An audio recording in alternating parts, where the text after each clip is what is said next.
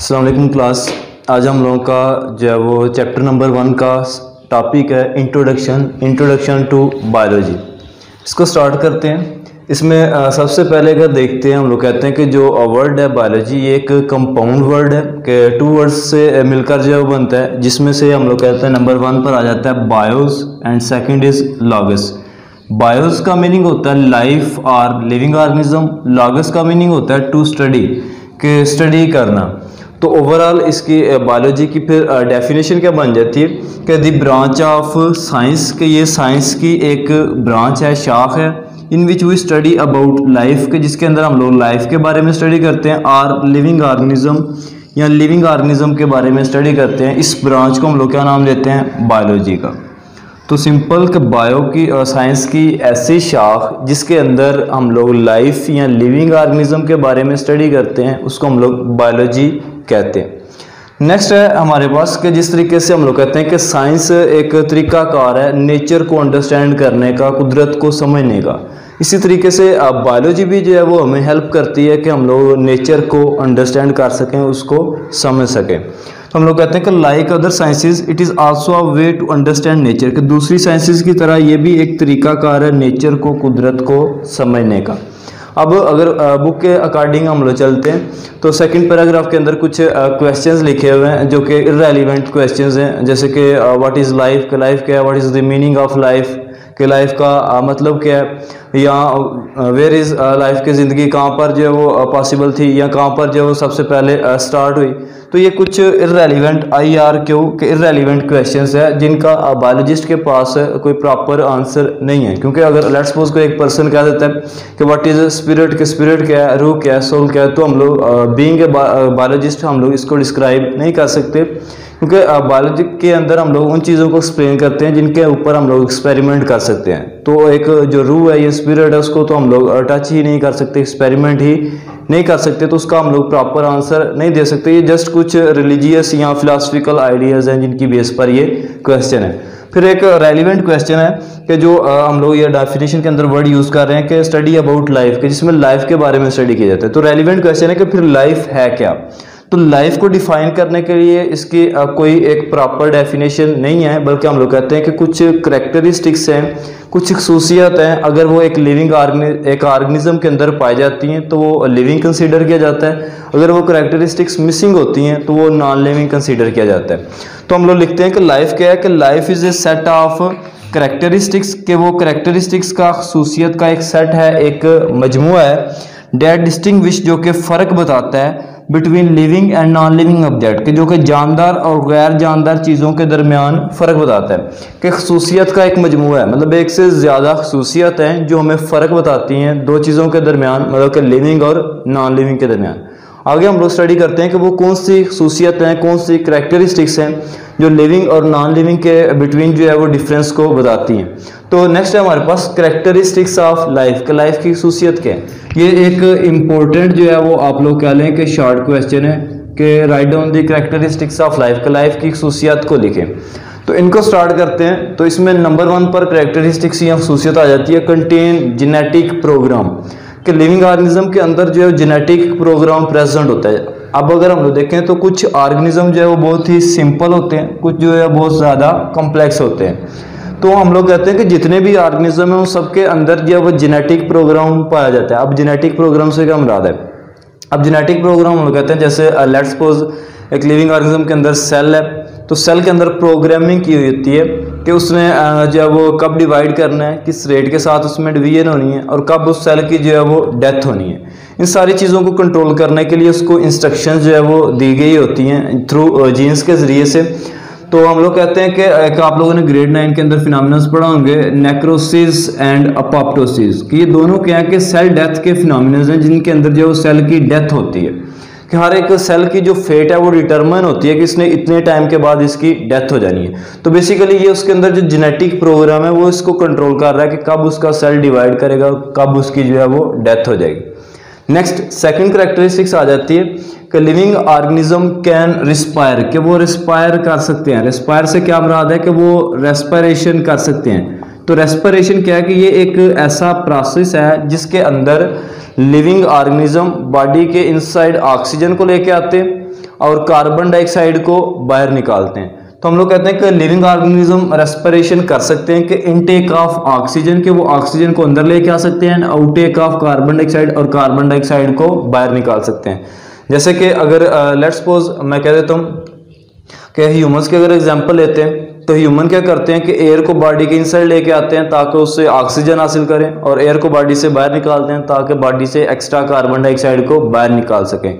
तो ये क्या है कि वो रेस्पिरेशन या ब्रीथिंग का प्रोसेस कर रहे हैं। तो लिविंग ऑर्गेनिज्म की कैरेक्टरिस्टिक्स के अंदर है कि वो रेस्पिरेशन या जो है वो रेस्पायर कर सकते हैं। नेक्स्ट आ जाता है इनकी कैरेक्टरिस्टिक्स के अंदर नंबर 3 पर, can carry out and control numerous reaction, कि ये इनके अंदर काफ़ी ज़्यादा मिकदार में रिएक्शंस होते हैं और ये काफ़ी ज़्यादा मिकदार में जो रिएक्शंस हैं उनको कंट्रोल भी करते हैं। इनके लिए एक वर्ड यूज़ किया गया मेटाबॉलिज्म। तो मेटाबॉलिज्म को अगर देखें कि मेटाबॉलिज्म क्या है, तो मेटाबॉलिज्म हम लोग कहते हैं कि एक सेल के अंदर या एक ऑर्गेनिज्म के अंदर होने वाले जितने भी केमिकल रिएक्शंस हैं उन सारे केमिकल रिएक्शंस को कलेक्टिवली इकट्ठा करके हम लोग मेटाबॉलिज्म कह देते हैं। तो मेटाबॉलिज्म की जो है वो डेफिनेशन क्या होगी कि all the reactions taking place in a cell collectively called metabolism. All the reactions taking place in a cell collectively called metabolism, तो उसको इकट्ठा जो है वो मेटाबॉलिज्म कह दिया जाता है। अब अगर हम लोग देखें तो मेटाबॉलिज्म क्या है कि बॉडी के अंदर होने वाले जो केमिकल रिएक्शंस हैं, अब ये मेटाबॉलिज्म की भी फर्दर 2 टाइप्स होती हैं। One is anabolism and second is catabolism, constructive और डिस्ट्रक्टिव मेटाबॉलिज्म। तो इसमें अगर नंबर 1 पर हम लोग देखते हैं कि एनाबॉलिज्म में क्या होता है। एना एडिशन से है, जिसमें एडिशन की जाती है, इजाफा किया जाता है किस चीज़ का, कि जिसमें स्मॉल मॉलिक्यूल्स को ऐड करके कंबाइन करके लार्ज मॉलिक्यूल की फॉर्मेशन की जाती है। तो जिसमें लार्ज मॉलिक्यूल की फॉर्मेशन होती है इसको हम लोग कंस्ट्रक्टिव मेटाबॉलिज्म कहते हैं। सेकंड आ जाता है हमारे पास कैटाबॉलिज्म, ये कैटालिसिस से है, कट डाउन से है, ब्रेक डाउन से है, कि जिसमें जो लार्ज मॉलिक्यूल है, बड़े मॉलिक्यूल्स हैं, उनको कट करके, उनको तोड़ के, उनकी ब्रेक डाउन करके उनको स्मॉल मॉलिक्यूल्स के अंदर कन्वर्ट किया जाता है और इसको हम लोग डिस्ट्रक्टिव मेटाबॉलिज्म भी कहते हैं। तो ये इनकी थर्ड कैरेक्टरिस्टिक थी कि लिविंग ऑर्गेनिज्म के अंदर जो है काफ़ी ज़्यादा अमाउंट में केमिकल रिएक्शंस होते हैं और ये उनको कंट्रोल भी करते हैं। आगे 4th नंबर पर आ जाता है कि लिविंग ऑर्गेनिज्म क्या करते हैं, होम्योस्टेसिस करते हैं। होम्यो का मीनिंग होता है सेम, और स्टेसिस या स्टैटिक से है, जिसका मीनिंग क्या होता है कंडीशन, कि जो लिविंग ऑर्गेनिज्म है वो अपने बॉडी की जो कंडीशंस हैं, इंटरनल कंडीशंस हैं, उनको कांस्टेंट रखते हैं या उनको मेंटेन करते हैं। यहाँ आप लोग 100% तो कांस्टेंट नहीं कह सकते, लेकिन ये कह सकते हैं कि वो नियरली कांस्टेंट रखने की कोशिश करते हैं। तो होम्योस्टेसिस क्या है कि maintain internal body conditions nearly constant, कि वो बॉडी की इंटरनल कंडीशंस को नियरली कांस्टेंट और तकरीबन कांस्टेंट रखने की कोशिश करते हैं। जैसे लाइक एक इंसान ही है, वो हार्ड जॉब या एक्सरसाइज करता है तो उससे उसकी बॉडी का टेम्परेचर जो है वो राइज कर जाता है। वो आके रूम में बैठ जाता है या अंडर फैन, तो आहिस्ता आहिस्ता उसका टेम्परेचर जो है वो डाउन होना शुरू हो जाता है। तो पहले सारा टेम्परेचर उसका डाउन होता है, हीट लॉस होती है, फिर वो आहिस्ता आहिस्ता से टेम्परेचर गेन करता है और अपने टेम्परेचर को जो कांस्टेंट है, कांस्टेंट हम लोग कहते हैं कितना होता है, एवरेज टेम्परेचर बॉडी का 37 डिग्री सेल्सियस, तो फिर दोबारा से उसको 37 डिग्री सेल्सियस के राउंड अबाउट करने की कोशिश करता है। तो ये क्या है कि वो अपने जो कांस्टेंट टेम्परेचर है उसको उसके अराउंड अबाउट जो है वो अपनी बॉडी की कंडीशन, अपने बॉडी के टेम्परेचर को कर रहा है। तो वो कौन सा प्रोसेस परफॉर्म कर रहा है, होम्योस्टेसिस का। नेक्स्ट आ जाता है रिप्रोडक्शन। री मतलब दोबारा, प्रोड्यूस मतलब के प्रोड्यूस करना, कि दोबारा से प्रोड्यूस करना, कि अपनी ही तरह के ऑफस्प्रिंग इंडिविजुअल या ऑर्गेनिज्म को वो प्रोड्यूस करता है। तो रिप्रोडक्शन क्या है, produce offspring of their own type, कि अपनी ही तरह के ऑफस्प्रिंग को, या आप लोग कह सकते हैं कि ऑर्गेनिजम्स को प्रोड्यूस करना, वो क्या कहलाता है, रिप्रोडक्शन। तो लिविंग ऑर्गेनिज्म क्या करते हैं, वो रिप्रोडक्शन भी करते हैं। नेक्स्ट आ जाता है इरिटेबिलिटी। तो इरिटेबिलिटी को अगर हम लोग देखते हैं तो ये उसकी सेंसिटिविटी से भी आ जाता है, कि हसासपन से भी आ जाता है, कि अगर कोई चीज़ किसी उसको चेंज से वो डर रहा है तो उसको वो उसके नतीजे में कोई रिस्पॉन्स, कोई रद्द-ए-अमल शो करता है। लाइक आप लोग कह लें कि इन्वायरमेंट के अंदर अगर कोई भी स्टिमुलस मिलता है, कोई भी उसको चेंज मिलता है, तो एक लिविंग ऑर्गेनिज्म उसके नतीजे में एक रिस्पॉन्स शो करता है, एक रद्द-ए-अमल शो करता है। तो हम लोग कहते हैं कि इरिटेबिलिटी के अंदर क्या आ जाएगा, respond to change in the environment, कि वो इन्वायरमेंट के अंदर अगर कुछ चेंज आ जाए तो उसके नतीजे में क्या करेगा, रिस्पॉन्ड करेगा, रद्द अमल। वो इन्वायरमेंट में आप लोग इनडायरेक्टली यूं भी कह सकते हैं कि वो किसी भी स्टिमुलस के रिजल्ट पर जो है वो रिस्पॉन्ड शो करते हैं, लिविंग ऑर्गेनिज्म एक रद्द अमल शो करते हैं। नेक्स्ट इनकी 7th नंबर पर करेक्टरिस्टिक्स के अंदर आ जाता है कैन ग्रो इन साइज, कि वो साइज में ग्रो करते हैं, कि उनके साइज में इजाफा होता है, उनकी लेंथ में, उनकी हाइट में इजाफा होता है। लाइक अगर एक बेबी है, एक छोटा बच्चा है, तो उसकी हाइट या साइज जो है वो छोटा होता है। उसके अंदर माइटोसिस के प्रोसेस के जरिए से सेल डिवाइड करते हैं, सेल डिवाइड करने से उनका नंबर इंक्रीज होता है। जब नंबर इंक्रीज होगा तो उनकी हाइट में, उनकी लेंथ में भी इजाफा हो जाता है। तो ये लिविंग ऑर्गेनिज्म की करेक्टरिस्टिक्स के अंदर था कैन ग्रो इन साइज, के वो साइज के अंदर उनकी इजाफा होता है, या आप लोग कह सकते हैं कि वो ग्रोथ का जो प्रोसेस है वो उनके अंदर होता है। नेक्स्ट है इनकी करेक्टरिस्टिक्स के अंदर can get and use energy, कि वो एनर्जी को हासिल भी करते हैं और उसको इस्तेमाल भी करते हैं, कि वो किसी चीज़ से एनर्जी को ले भी सकते हैं और उसको किसी फंक्शन के अंदर इस्तेमाल भी कर सकते हैं।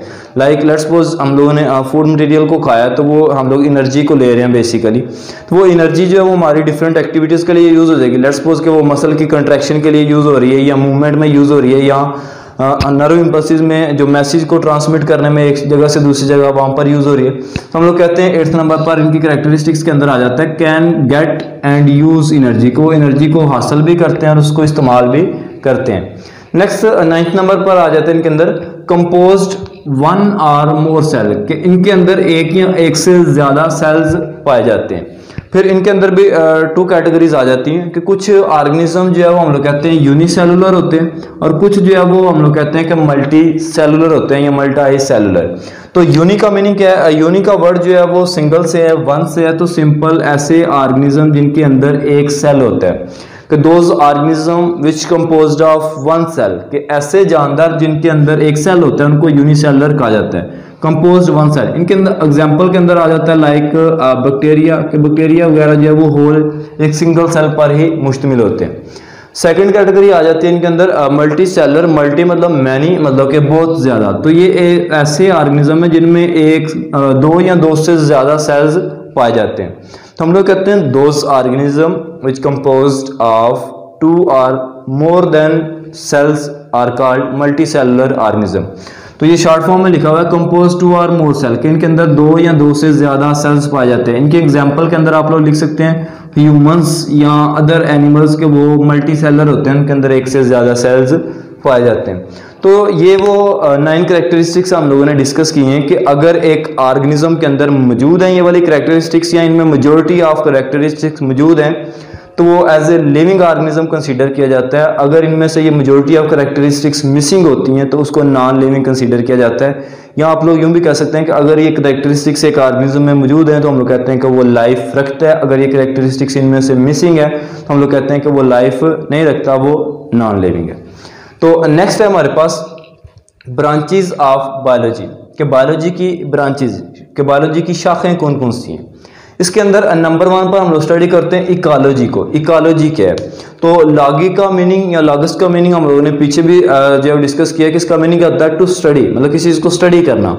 इकोलॉजी क्या है? इको का वर्ड जो इकोसिस्टम से है, कि इकोसिस्टम की स्टडी करना क्या कहलाता है? इकोलॉजी। इसकी डेफिनेशन क्या हो जाएगी कि दी ब्रांच ऑफ बायोलॉजी, कि ये बायोलॉजी की एक ऐसी ब्रांच है in which we study about ecosystem, जिसके अंदर हम लोग इकोसिस्टम के बारे में स्टडी करते हैं।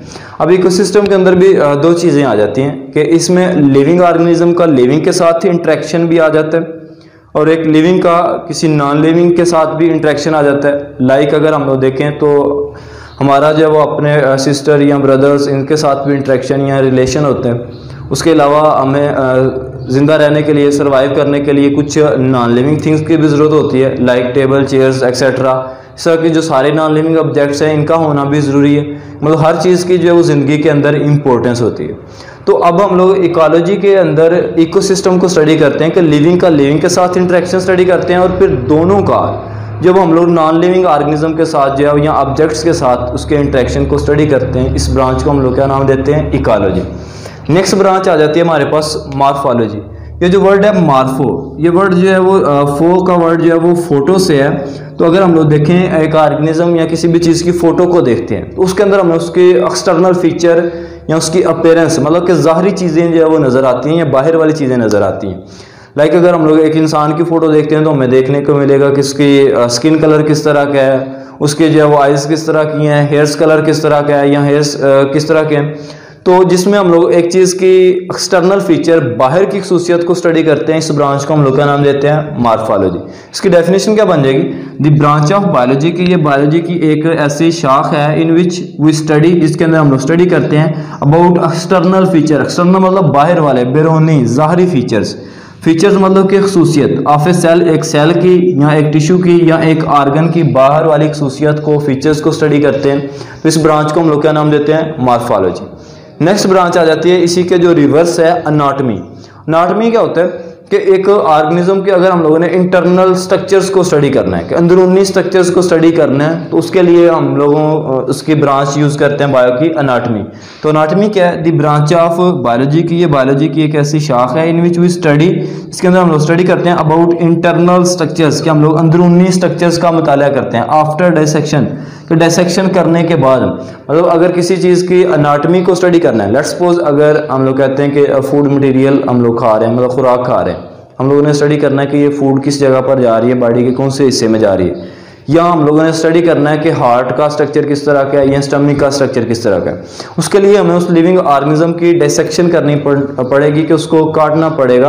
तो हम लोग उसको काट के उसके इंटरनल स्ट्रक्चर, अंदरूनी स्ट्रक्चर्स का मुताला करते हैं।